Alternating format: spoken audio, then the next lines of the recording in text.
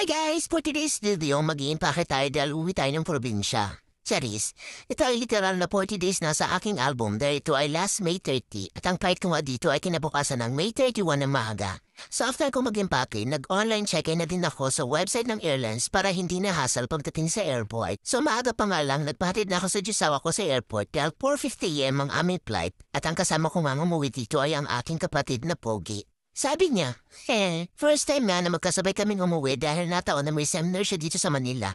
At ang original flight schedule ko ay May 29 pero na-adjust ko ng date para may kasabay sa flight. At ang masaya, may taga-video ako. Ha! Guys, meet my twin brother from grade 1 to college. Sabay na kami nag-aaral as same pa ang aming birthday pero mas matanda siya sa akin ng 1 taon. At empleyado pala siya ng Philippine Airlines sa Daraga Airport. O diba? Pero hindi niya ako libre sa flight na ito. Ha! Our estimated flying time is approximately 1 hour. So this time, excited ako kasi nasa window seat ako. Pero ito yung window view. Gusto ko sanang masilayan ang sunrise at simayon habang nasa Wimpapawid. Pero carry lang, makikita ko naman siya paglapag namin ng airport.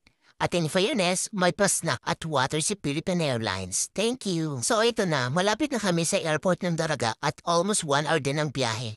Ayun, nakikita ko na si Daragang Magayon. Hello, Mayon! Mabuhay at maraming salamat po. Sinasabi ko lang kami guys, mag-part 2 pa ba ako?